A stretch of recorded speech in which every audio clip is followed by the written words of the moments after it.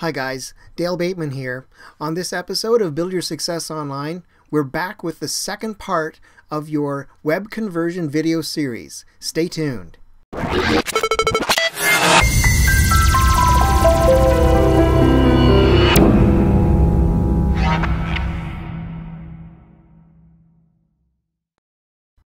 So guys, I hope you enjoyed the first part, the first video in the series, telling you how to increase your web conversions on your website. So here we are, part 2, and I've got two important things for you today. These are both important factors when considering improving and increasing your conversion rates on your website. They are action catalysts and value propositions. Think about that for a moment and let's get right into the video. Here we go. Here we're going to talk about the action catalyst. Now, a catalyst is an agent that provokes or speeds significant change or action. An agent being it can be a wide variety of things on a website. It's the element that either starts the prospect on the path toward the desired action, or in most instances, this even could be the element that brings the prospect over the tipping point. So there are a couple different ways that this can work for you. So let's look at some examples. I love this first one. Have you ever made a purchase in part for or simply because of the bonuses being offered? I mean, how many times have you had, say, some big launch that's coming out, or some small item, whatever it is, and you've had these two different pieces kind of you've got this offer in front of you and you're trying to decide which one to take advantage of, so you're going to grab onto the one that has the better bonuses attached to it. That's the way this game works. Let's look at another one. Have you ever signed up for something or purchased a product by a specific date to avoid a stated price increase, like an early bird deadline or something along those lines? And yes, this comes up as well. There are marketers out there who put little things on their website that when you hit it, it says oh, you must invest in this by Friday the 23rd, which is 2 days from now, knowing that it's supposed to push you to go ahead and do it. That's kind of BS. Let's be honest. But what is serious is when they've got a limit in the number of items they're going to release, or there truly is an actual deadline for the timing they're going to offer things. Then that additional push, that's the thing that can push you up over the limit. You can be standing up at the top, the precipice, and that's the piece that gives you a little nudge so you slide down and you make your purchase. Here's another one, and I love this one. This is a different type of catalyst. It's the idea of the free iPod. And this is something we've seen fly around the internet a fair amount. The idea here is that by offering these free iPods for people, they're incentivizing the prospect, which could be you looking at the site, to complete an offer. That could be signing up for a credit card or Blockbuster Online or whatever it is, and then get 5 of your friends to complete an offer as well. Now, once that's done, they'll send you an iPod. Basically, they're using the incentive of the iPod to push people into taking the actions they want, and in this case, it's signing up for trial offers. There's a lot of power in that, and it's something like that iPod. Look at those guys. You want that iPod Touch there on the right. That's pretty tempting. I got to sign up. I can sign up for this credit card. I can sign up for Blockbuster Online. But I don't really have to ever use any. And then I just got to get 5 friends to sign up for stuff. Well, shoot, I got 5 addresses. I'll do that even. The bottom line though is you've actually signed up for stuff and you're in the hook. They've got you. Now they can start working on marketing to you.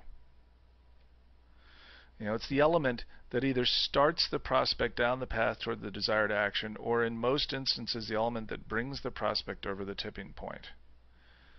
This is all about control over the prospect, this part of the action catalyst. The key becomes just how much can the marketer get and handle. How much can they push things to make it work.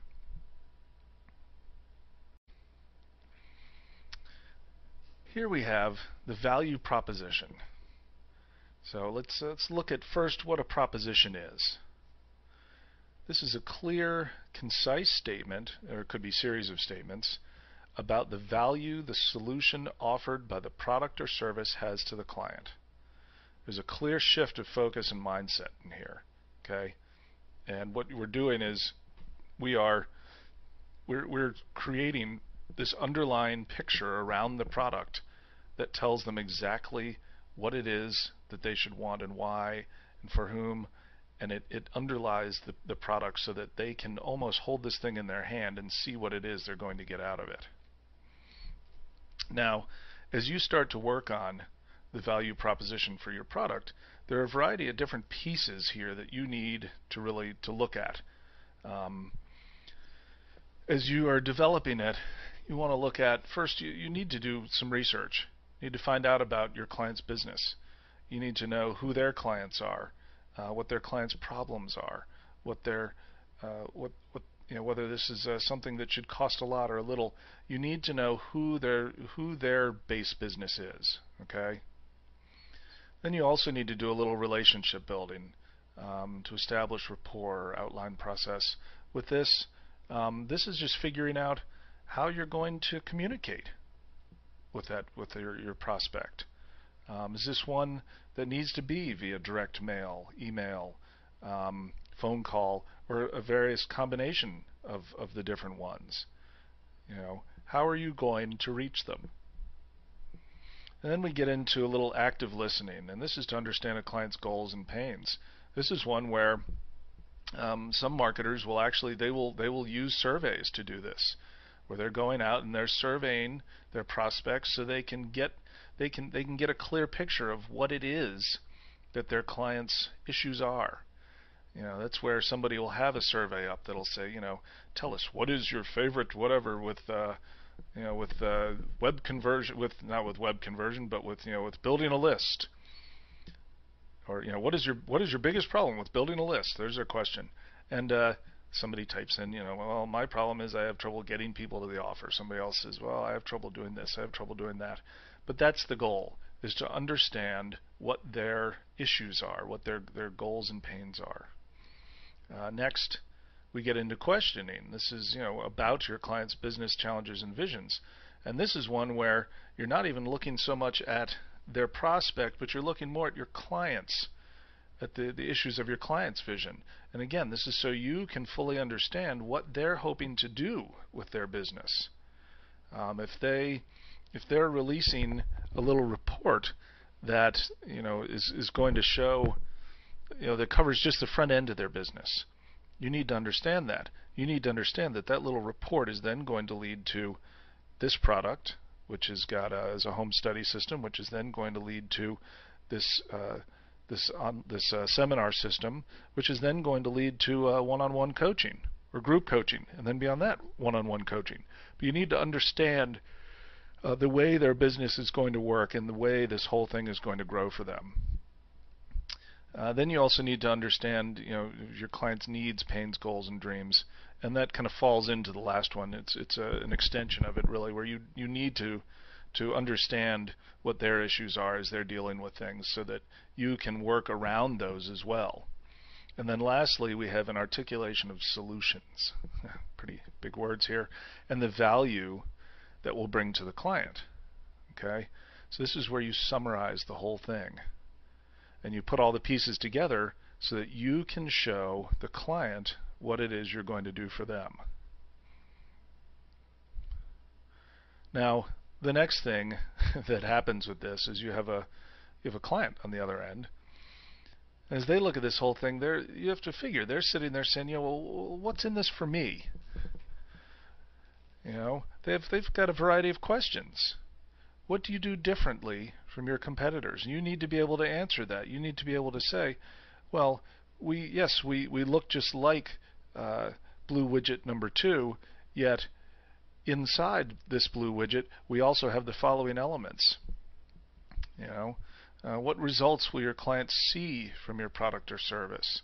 How is it going to affect their business? Is it going to increase their business? How much is it going to increase their business? How quickly is it going to increase their business? How is this going to work for them?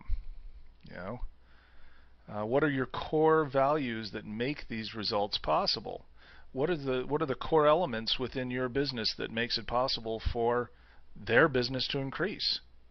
How do you go about providing that and making that offer? Then you've got people saying, you know, well, how do you minimize client risk and ensure return on investment? You know, well, that's one where you've got to say, well, and I think this is one where your guarantee may come into play as part of it, but you need to be able to say, this is going to happen. Your income is going to increase by this much in this period of time, or you can ask for all your money back. You know, and I love, and some of the work I've done, I'm a big fan of the 1 year guarantee, where we can say, you know, if any time during this year you have done the following, and they don't even have to show that they have, but you're saying you have to have tried the following, you've got to have tried to work with this system. If for some reason it doesn't work for you, you get back in touch with us, we'll refund all your money.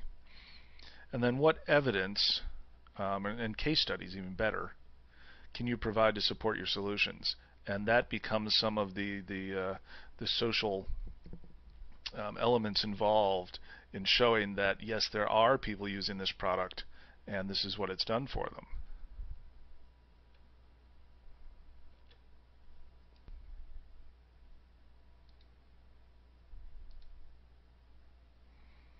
So here we have, you want to include anticipated business improvements in quantifiable terms, timescales for returns on investment, timing of clients' costs and expenses, and how the benefits will be measured. I mean, these are the sort of things you need to include in this whole thing for people. Now, again, let's understand that at the end of the day, it's the clarity of your value proposition that can have the greatest effect on conversion. So guys, I hope this has helped you to discern the difference and the necessity for an action catalyst and a value proposition to help increase your conversion rates of your website. That's it for video number 2 in the series, but we're back tomorrow with video number 3, and I've got another factor that's going to help you to boost those conversion rates on your website. So please come back. If you're watching on my blog, thanks so much. Make sure you don't leave without signing up for my free bootcamp training. And if you're watching on YouTube, please subscribe to my channel and you'll get all of this fresh new content every single day. Thanks again so much, guys. I'll see you tomorrow. And until then, I'm wishing you a fantastic day. Bye for now.